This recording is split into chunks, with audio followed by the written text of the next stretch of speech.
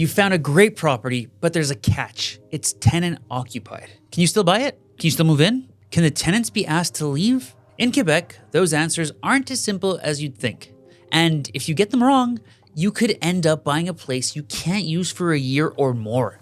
Let's break down exactly what you need to know before buying a home with tenants in place. I'm Aguinaga, a real estate broker and investor in Montreal. I've helped buyers navigate some of the most complex tenant-occupied transactions, duplexes, condos, even fourplexes where only one unit was in play. Today, I'm going to walk you through the buyer side of what happens when there's a tenant already living in the unit you want to buy, especially if you're hoping to live in it or start renovations. This video will help you avoid legal surprises, bad assumptions, and expensive delays. Let's get the basics clear. In Quebec, when you buy a tenant-occupied property, you inherit the lease. That means the tenant has the right to stay under the exact same terms they had with the previous owner. You don't get to renegotiate the rent. You don't get to shorten the lease. And most importantly, you don't get to just move in.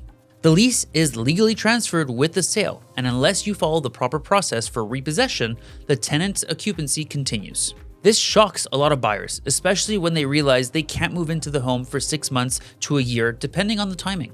Now, let's talk about repossession and why it's a very specific time-sensitive tool. As a buyer, you can repossess a unit only if you intend to move in yourself or for an immediate family member, parents or children, siblings are not included, and you give the current tenant 6 months full notice in writing before the lease renews.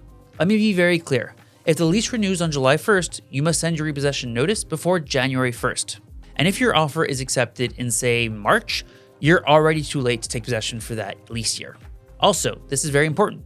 Repossession cannot be used if your intention is to renovate, flip, or Airbnb. It must be for personal occupancy. Otherwise, the tenant has the right to stay and can challenge repossession in court if they suspect that you're doing it in bad faith.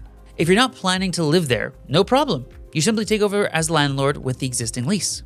But here's what you need to do before writing your offer. First, get the lease details in hand. Know the rent amount, the term, and any addendums. Second, ask for rent roll history and deposit records.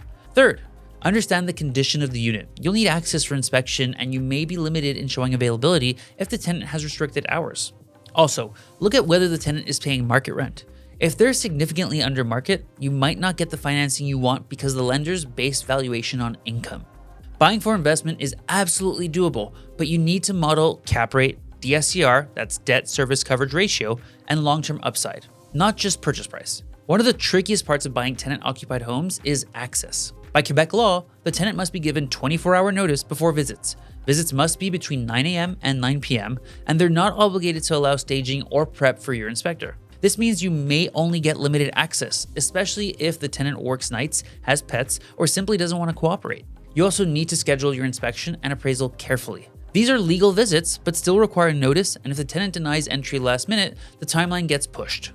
As a buyer, your broker should coordinate all of this and ensure your offer timeline reflects the reality of tenant access. When tenants are involved, timing becomes critical. Let's say your offer is accepted in February, and you close in April, but the lease renews in July. You missed the repossession window, and you've missed the rental increase period as well, which lapses 3 months before the lease renews. In this case, we make sure to have the seller issue a rental increase notice permitted by the rental board. So now you've bought a home, you can't occupy until July of the next year because leases in Quebec automatically renew for 12 months unless canceled properly. At the notary, this becomes a big problem if you're planning to move in immediately. I've heard of deals collapsing because this wasn't clarified early. Your broker must guide you through this before conditions are lifted so your financing and notary steps are smooth. As you can see, having an experienced real estate broker by your side is crucial for this transaction. Buying a home with tenants in place doesn't have to be complicated, but it does require a game plan. Here's what I do with clients. First, we confirm the lease and renewal window before writing the offer. Next, we clarify if the buyer is an investor or owner-occupant. Next, we communicate with the listing broker about tenant cooperation and access. We schedule the inspection and appraisal timelines that match reality. And finally, we model both outcomes if you get the unit vacant or not. That way, you're not stuck guessing or scrambling when things get tight at the notary. Here's the bottom line. If you're buying a property with a tenant in place, you need to know your rights and theirs. You can absolutely make it work, whether you're an investor or buying your future home, but only if you start with the right information, the right team, and the right timing. If you want help navigating a tenant-occupied purchase, book your 15-minute buyer strategy call. I'll build your scenario, look at your goals, and map out the smartest way to make this move work. If this helps, hit the like and subscribe button so you don't miss any of our videos. Every week, I break down real-world strategies for Montreal buyers, sellers, and investors who want the truth, not the noise. Once again, I'm Aguinaga here in Montreal, and I'll see you in the next one.